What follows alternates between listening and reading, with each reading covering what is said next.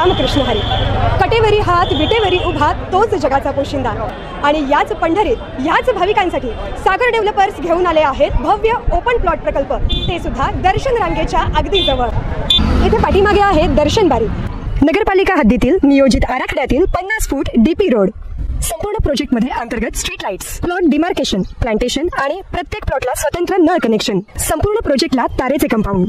ज्येष्ठ नागरिकांना बसण्यासाठी बेंचेस. चला तर मग आत्ताच बुक करा मठासाठी किंवा आपल्या हक्काच्या घरासाठी आपल्या हक्काचा प्लॉट, तेही अगदी माफक दरात.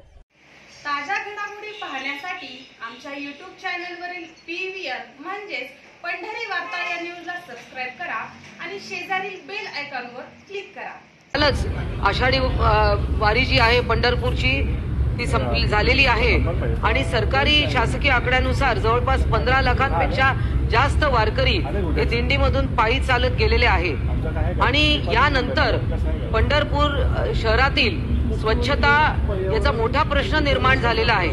स्थानिक नागरिकांचे आरोग्य हे देखील विचारात घेता नगरपालिकेकडे खूप तुटपुंज निधी आहे आणि यामुळे ज्या पद्धतीने स्वच्छता व्हायला पाहिजे आधुनिक तंत्रज्ञान वापरून तशी होत नाही. जे कर्मचारी तिकडे आता स्वच्छतेच्या कामाला लागलेले त्यांना केवळ वारी संपल्यानंतर किंवा आसपासमध्ये मास्क दिले जातात किंवा हँडग्लोव्ज दिले जातात.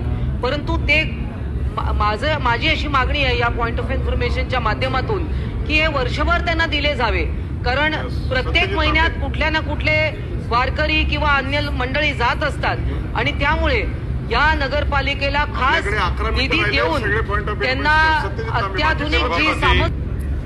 मनीषाताईंनी जो मुद्दा उपस्थित केला आहे तो महत्वाचा आहे आणि सफाई कर्मचाऱ्यांच्या आरोग्याशी आणि जीवनाशी निगडीत आहे. त्यामुळे मी तात्काळ आमचे नगर विकास विभागचे सचिव यांना सूचना देतो आणि तिथल्या सीओशी बोलायला सांगतो.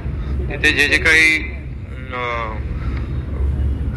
अडचणीचे त्यांना काही यंत्रसामुग्री पाहिजे तर ती तुम्ही जे उल्लेख केलेला आहे की हाताने सगळं करावं लागतं त्यांच्या आरोग्याशी या सगळ्या आणि सगळ्या बाबी निगडीत आहे. मी तात्काळ याची गंभीर दखल शासनाने घेतलेली आहे आणि त्यांना जे काही उपलब्ध आवश्यक यंत्रसामुग्री आहे ती नगर विकास विभागाच्या माध्यमातून करून दिली जाईल. राजेश राठोड.